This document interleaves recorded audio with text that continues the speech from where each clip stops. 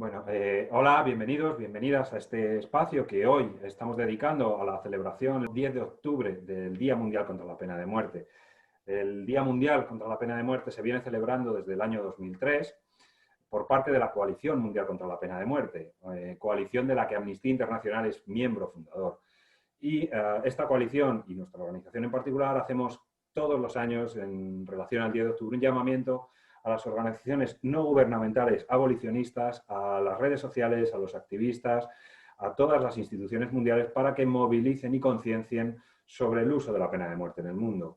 A lo largo de los años, este Día Mundial ha venido aumentando su presencia y su alcance y se ha convertido en el punto focal para las campañas globales contra la pena de muerte. Actualmente podemos decir que la pena de muerte está en retroceso, que cada vez hay menos países que aplican la pena de muerte y que este castigo cruel, inhumano y degradante lleva retrocediendo ya varios años. Nuestra organización Amnistía Internacional publicó en abril de 2020 el informe correspondiente al año 2019, un informe en el que ofrecemos cifras y análisis de esas cifras para demostrar que la pena de muerte está en decadencia y que se están tomando muchas medidas efectivas en todo el mundo para poner fin al uso de este castigo.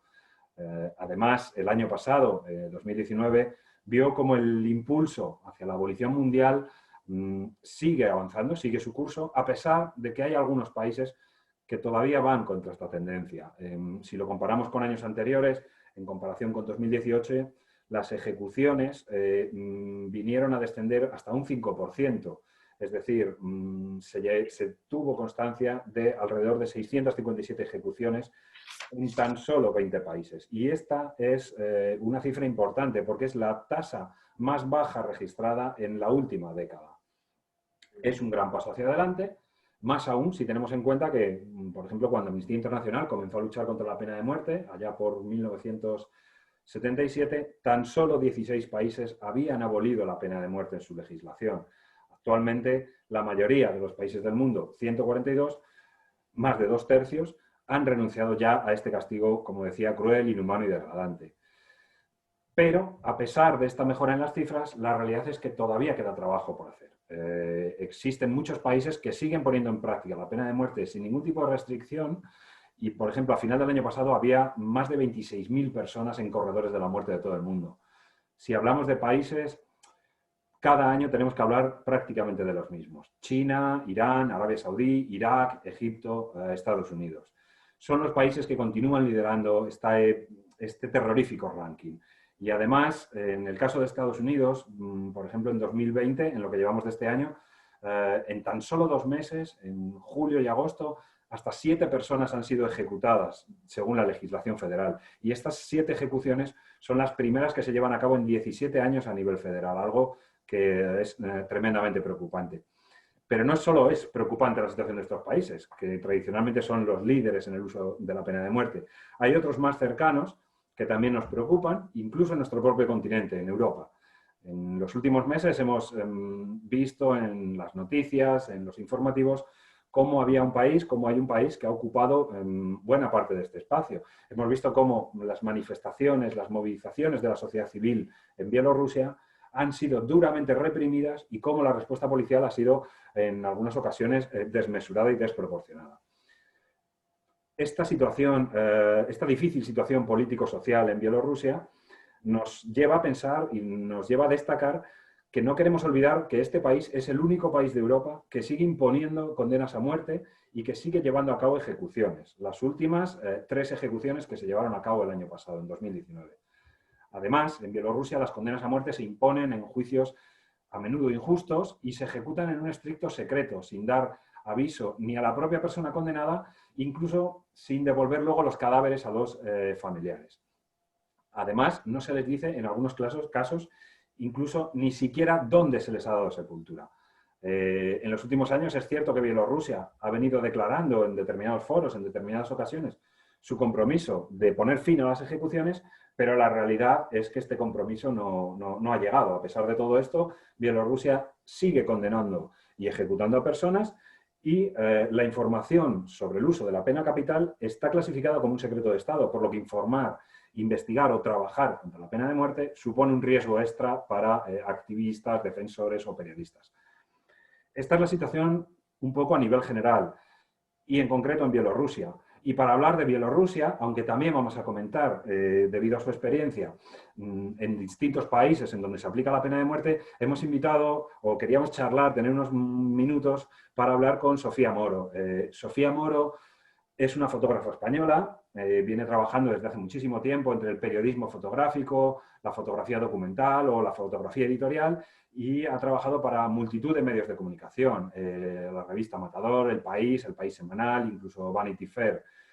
Pero hoy queremos hablar con ella porque ha llevado a cabo distintos reportajes sobre la pena de muerte en el mundo. Reportajes para los que ha tenido la oportunidad de viajar a países como Estados Unidos, Japón, Irán o Bielorrusia, del país que queremos hablar hoy en concreto. Hola Sofía, ¿qué tal? ¿Cómo estás? En primer lugar, darte la bienvenida y sobre todo darte las gracias por compartir con los activistas de Amnistía una ocasión más, un año más, un día que la verdad es que nos gustaría celebrar de otra manera, un día que nos gustaría que solo apareciera en los libros de historia y en tus libros de fotografía, pero la realidad es que sigue siendo bastante preocupante. Sabemos que hace unos años tuviste la oportunidad de viajar a Bielorrusia en el marco de esta serie de reportajes acerca de la pena de muerte, pero en primer lugar quería preguntarte cómo definirías o cómo calificarías un poco cuál ha sido tu experiencia a la hora de llevar a cabo estos reportajes en estos países tan distintos como Estados Unidos o Japón o en este caso Bielorrusia. ¿Es distinta la pena de muerte en uno o en otro país? Hola, hola a todos.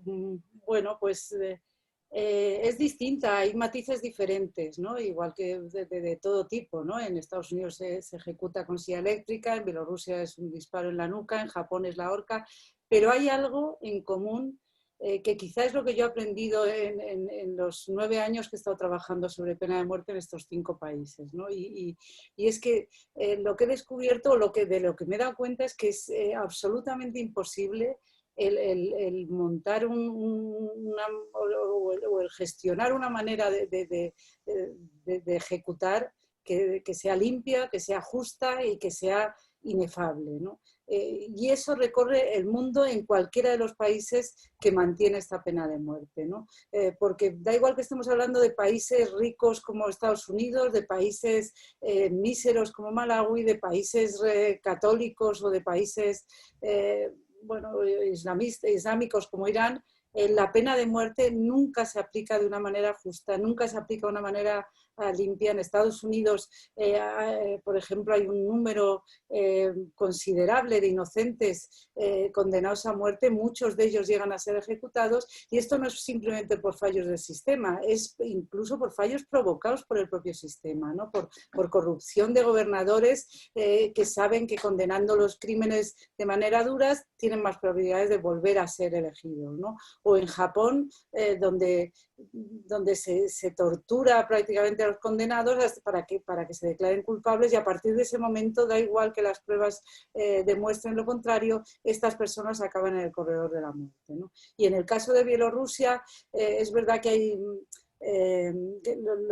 lo que has dicho tú, ¿no? En Bielorrusia es una dictadura férrea desde hace ya 26 años, donde la pena de muerte es un secreto absoluto, ¿no? Y entonces es muy difícil el poder, el no pensar que esta pena de muerte está al servicio de esta dictadura y de este poder, ¿no? Sí, ahí, justo hablando de Bielorrusia, quizá cuando hablamos de la pena de muerte en general nos suena a países lejanos, ¿no? Japón, Irán, en este caso también Estados Unidos. No es algo que a lo mejor llame mucho la atención, pero no tan lejos de nuestro país, no tan lejos de España, en Bielorrusia, en nuestro propio continente, se está ejecutando a personas. ¿Cuándo tuviste la oportunidad de viajar a Bielorrusia y cómo fue un poco el proceso? Si fue difícil, por ejemplo, conseguir permisos, entrevistas, o pedirle incluso a la gente que apareciera, que posara para tu cámara. Supongo que no será nada sencillo, ¿no? Para víctimas, para familiares de víctimas, mostrar esta situación tan personal. No fue fácil, no fue fácil de organizar y no fue fácil una vez sobre el terreno, ¿no? Pues yo estuve en Bielorrusia en el año 2013 con el periodista Álvaro Corcuera, que es un poco la persona que se encargó de hacer todos esos contactos tan complicados, ¿no? Fue complicado conseguir el visado, fue complicado viajar ahí, había una advertencia del Ministerio de Asuntos Exteriores de que era probable que nos requisaran el material que estábamos grabando. Yo todas las noches enviaba todo lo que había hecho ese día, lo subía a una nube con idea de que si eso pasaba en algún momento poder salvar algo del material. Bueno, sí íbamos un poco sugestionados en que la cosa era complicada. Y bueno, fue complicado, era complicado hablar con la gente, era posible, porque las organizaciones de derechos humanos especialmente están deseando hablar, ¿no? Es verdad que están ilegalizadas, que hay que buscarlas, que hay que encontrar la manera, bueno, y de manera muy discreta fuimos hablando con unos y con otros, ¿no? Luego ya, cuando tocamos de manera ya más cercana a la pena de muerte, hablando con madres de ejecutados, bueno, pues cosa era delicada, ¿no? Conseguimos que dos mujeres nos contaran su historia con mucha valentía, ¿no? Porque realmente en Bielorrusia hablar de derechos humanos, hablar contra la pena de muerte es ya peligroso, ¿no? Sí, ahí me llama la atención lo que comentas, ¿no? De la valentía, tanto por parte de las organizaciones que trabajan cuestiones relacionadas con derechos humanos, en concreto sobre pena de muerte, como de los propios familiares de las víctimas. Entonces, no sé si nos puedes hablar un poco de cuál fue, por ejemplo, tu o vuestra relación con una organización bielorrusa, Viasna, que lleva muchísimos años pues, luchando un poco contra el sistema, peleándose contra miles de trabas que les ponen las autoridades, etcétera, etcétera. Y por otro lado, comentabas las entrevistas y las fotografías que tuvisteis la oportunidad de hacer con las madres de dos ejecutados. ¿Cuál fue un poco eso? ¿O qué sensación tienes de esa experiencia, tanto con las organizaciones de Bielorrusia como con familiares de víctimas? Bueno, Viasna fue fundamental en nuestro trabajo en Bielorrusia. Fue la organización que hizo un poco de hilo conductor, que nos puso en contacto con muchas de las personas con las que hablamos, que nos presentó a estas madres de dos chavales de 25 años que habían sido ejecutados en el año 2009 y en el año 2011, creo.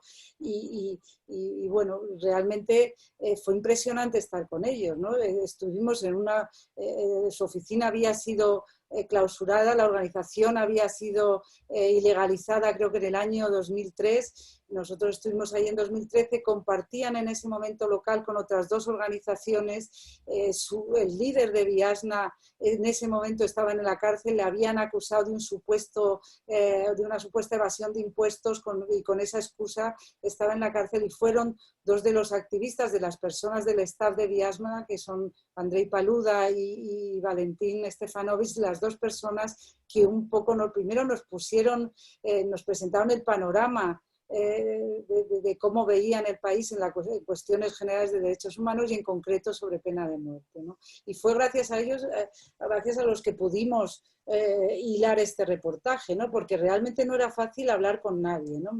Con muchas de las personas con las que hablamos quedamos en el apartamento que habíamos alquilado de una manera muy discreta, con cierta sensación a veces que incluso podía ser grabado de alguna manera lo que hablábamos. Bueno, fuimos todo lo precavidos que pudimos y en realidad finalmente no tuvimos ningún problema, ¿no? Pero claro, eso no lo sabes hasta que no sales del país. Y luego pasaron cosas como, por ejemplo, el abogado defensor de uno de los chavales que habían ejecutado, acusándolo de ser uno de los culpables del juicio del atentado del metro de Minsk.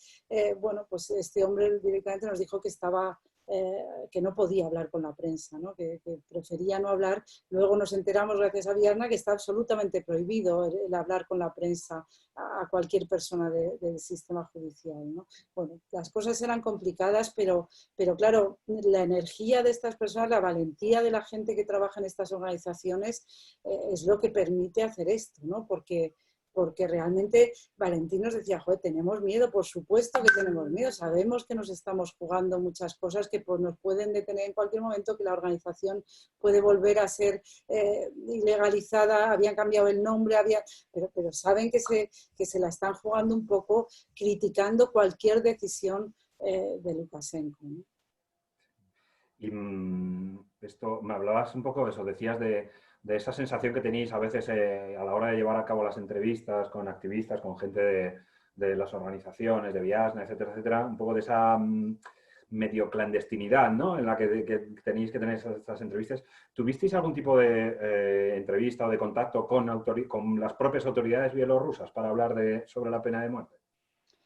Bueno, Álvaro Corcuera, el periodista del País, consiguió que tuviéramos una entrevista con un diputado de bielorruso que era la cabeza de una comisión para tratar asuntos sobre la pena de muerte, ¿no? Y esta persona nos recibió en el Parlamento de manera oficial con un tipo escurridizo, Nikolai Samosenko era, ¿no?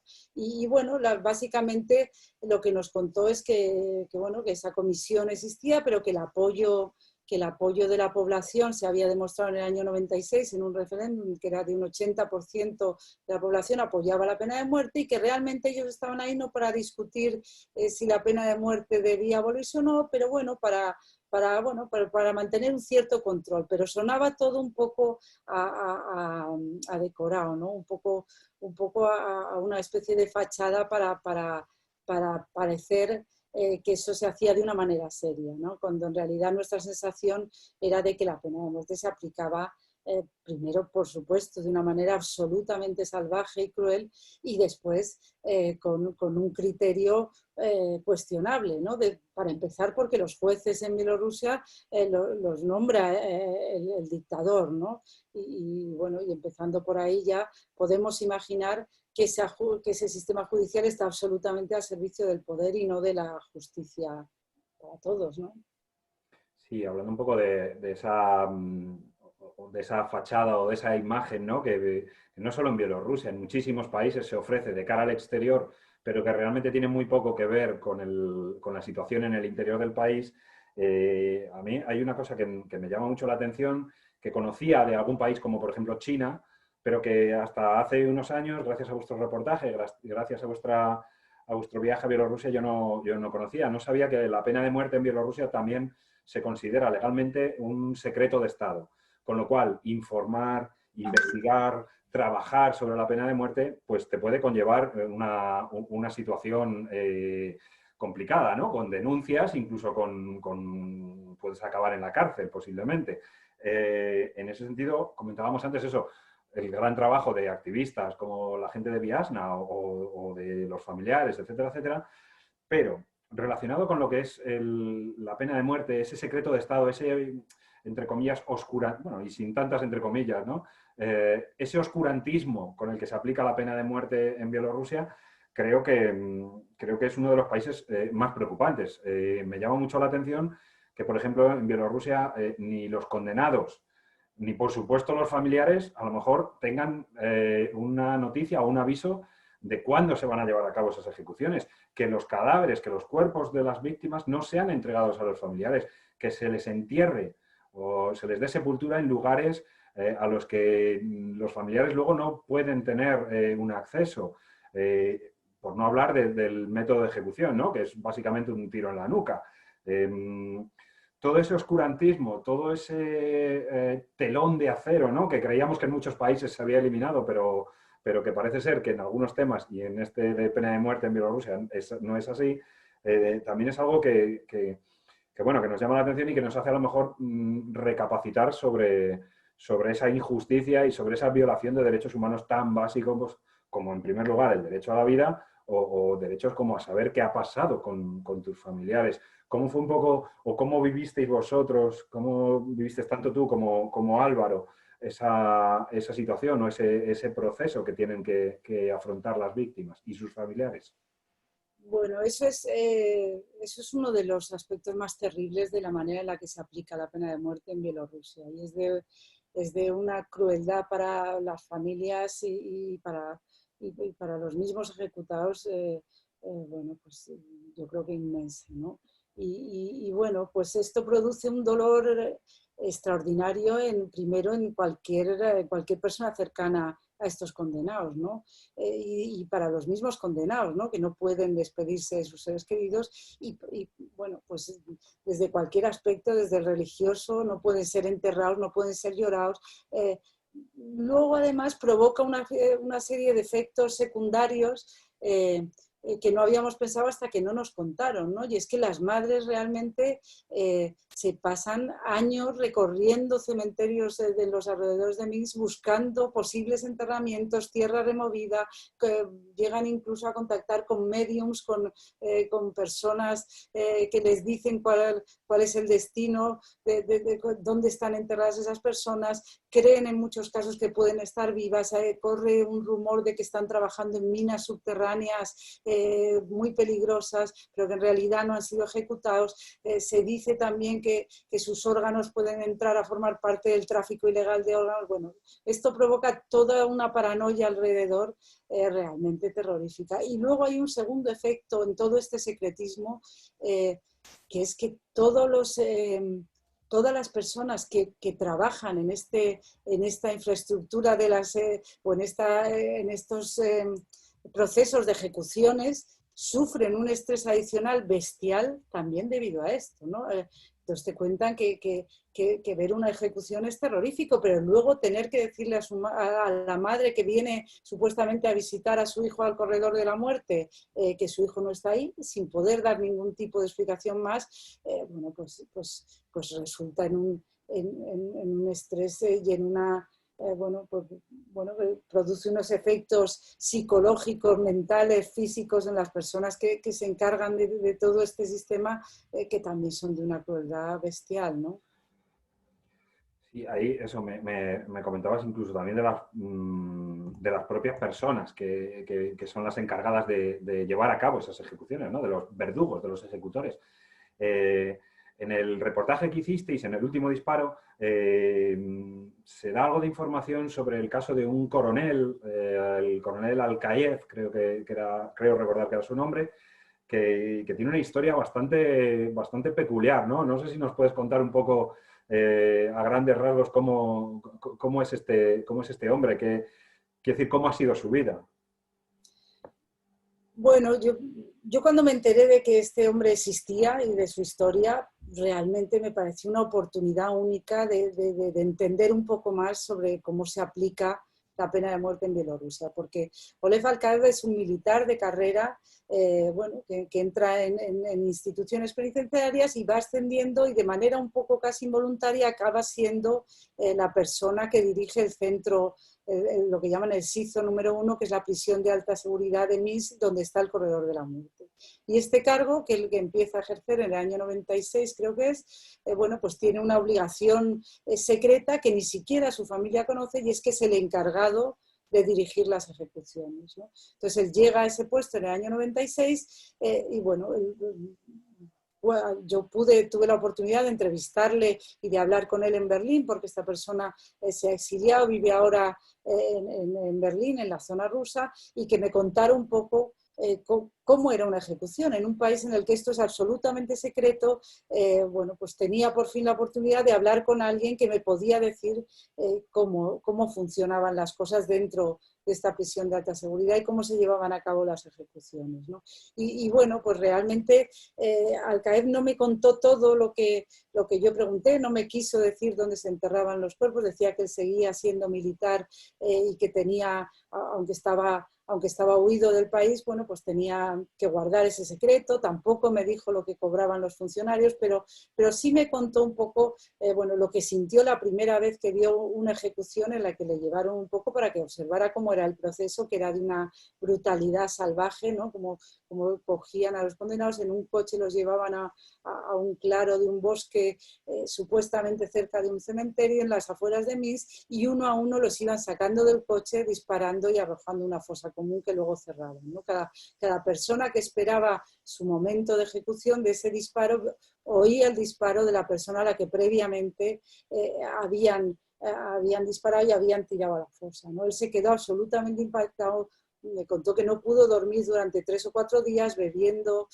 mucho y hasta que ya se recuperó un poco del shock, ¿no? Y bueno, pues él contaba que cambió ese proceso, que intentó que fuera un poco menos cruel, pero que de todas maneras que al final yo sin querer ser naif en este sentido, ¿no? Porque es verdad que los ejecutores son una parte de todo este proceso. Si no hubiera nadie dispuesto a ejecutar, no habría pena de muerte, me imagino, ¿no? Pero él lo que decía es que él era simplemente un funcionario del Estado, que la pena de muerte era algo votado por su país, aceptado por el gobierno, que él era la persona de llevar, encargada de llevar a cabo eso, y que simplemente lo que se preocupó es de hacerlo de la manera menos cruel que pudo y que se le ocurrió, ¿no? Pero que los efectos que sufrían él y el resto de funcionarios eran terroríficos. Tenían que beber después de cada ejecución para conseguir relajarse después de lo que habían visto, ¿no? Él decía que matar a sangre fría a alguien era algo que es difícil de aguantar, ¿no? Y que tiene efectos a largo plazo psicológicos, que él sabía que estaba afectado psicológicamente por todo esto. Y bueno, pues lo que te lleva a pensar es que al final todas estas personas, las que ni siquiera sus familias saben que son parte de este grupo de ejecuciones, pues son también de alguna manera víctimas de este horror que es la pena de muerte, ¿no? Y ahí comentabas un poco esa parte de la opinión pública, ¿no? De que en el caso de este militar, de este coronel, decía que en su país esto había sido votado, que la gente mayoritariamente estaba a favor de la pena de muerte. En relación con eso, en los últimos años, en varios países, el movimiento abolicionista, ¿no? Las organizaciones que trabajan por la abolición de la pena de muerte han centrado mucho su trabajo en tareas de sensibilización, de movilización de esa opinión pública. Y en algunos casos, por ejemplo en Estados Unidos, se han venido dando pequeños avances, ¿no? Avances que nos motivan o que nos llevan a pensar que incluso si en un país tan tradicionalmente a favor de la pena de muerte se pueden dar estos avances, pues quizá estemos cada vez un poco más cerca, ¿no? De conseguir que este castigo pues quede reducido al mínimo. En ese sentido, tu experiencia en Bielorrusia, hablando con gente de la calle, con familiares, con un poco la opinión pública mayoritaria, ¿crees que esa opinión pública sigue a favor de la pena de muerte, como era pues, cuando se votó, que comentabas, en el año 1996, hace prácticamente más de 30 años de esto? O si ese movimiento abolicionista pues, ha ido teniendo su calado? Entiendo que en un país como Bielorrusia, quizá tan cerrado, es difícil de saberlo, ¿no? Pues mira, yo tengo la sensación de que estas encuestas y estos porcentajes son siempre resultado de una cierta manipulación de la opinión pública, porque mira, Al-Qaeda, cuando le entrevisté en Berlín, me dijo una cosa que también me impresionó, ¿no? Cuando le pregunté si él, después de todo lo que había visto, estaba a favor de la pena de muerte, me dijo, mira, yo ahora que vivo en Alemania y veo que no hay pena de muerte y no pasa nada, no hay más criminalidad, la gente sale a la calle, puedes pasear por la noche y no te pegan un tiro por la calle, ¿no?